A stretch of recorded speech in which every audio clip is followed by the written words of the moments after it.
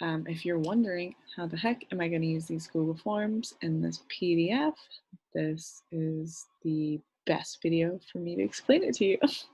So if you have recently purchased one of my products, I like to put the link to the Google Forms in the PDF. That way I can include the PDF and I can include PowerPoint as well. So we have a lot of options. Distance learning may not be forever, but you may like using this for a homework and it just might be easier for you. So let's go ahead, go to Google Forms. You're going to click it. You're going to open link. I've embedded the link inside. So right where it says click this link, you're going to click it, open the link. It's going to ask you, would you like to make a copy? And yes, you would. Now, I didn't give you my edited version because then it would change it for anybody who would put this on their Google Drive. So you guys can absolutely make a copy so it's in your Google Drive and you can make your changes. So you go ahead, make a copy, and it's going to show up. Now, you can absolutely change this. I know some people are so amazingly organized. You and I are not the same animal. But if you are, you just literally go up here, take the copy out. You can leave the name that I have, make your own name. And then from here, you're going to, you can look at the questions that I have put on here. You have the ability, like let's say you don't like this question, you can click on it. You could change it if you wanted to modify it for your class. You can make them multiple choice. You can change to drop down menu, etc. You can add a picture.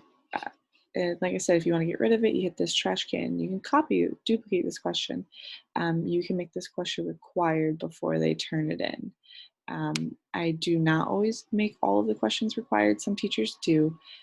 I don't do that because one of my ESOL and ESC modifications for certain students is to let them answer their own 5 questions they want to answer, or I tell them which questions to answer, etc.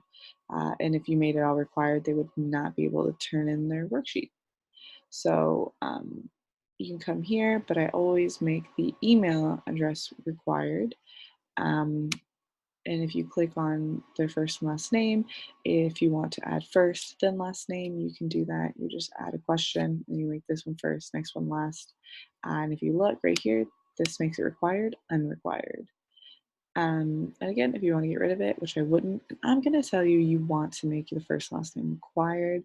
Every time I have forgotten to do that, they don't write their first last name on it, and their email addresses are so ridiculous, I don't know who they belong to. You have class period, depending on if you switch classes or not.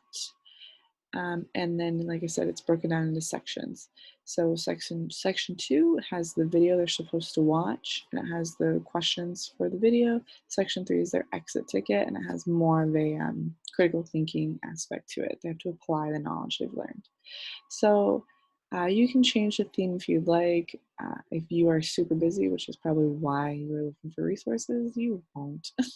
You can look at what it looks like for them. This is a preview, so when you send them their links, this is what they're going to see on their end. They cannot go to the next without hitting that required information, which is awesome. And then they can go to the next section. Then they can go to the next section. If you want to make sure they don't skip sections, you can make at least one question required for each before they move on. Let's go back. So let's go ahead and say you want to change some of the settings, which is important because everybody's going to be different. I like to have them, I like to collect email responses.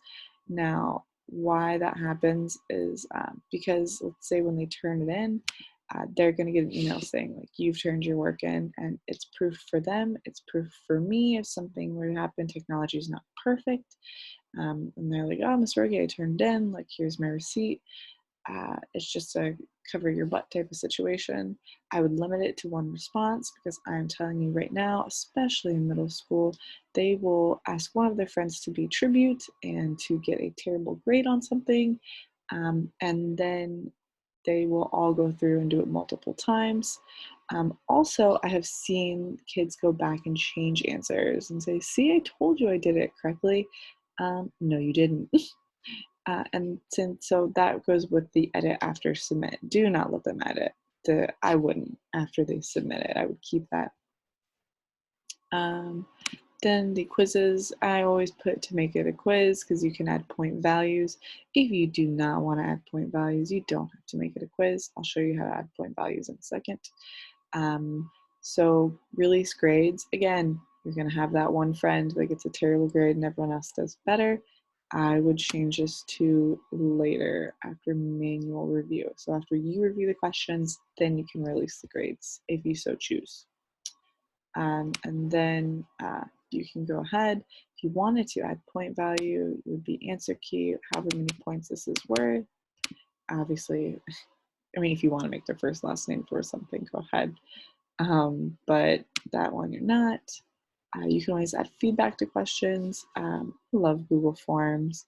I just feel like Google Forms are super easy to use. They're super versatile.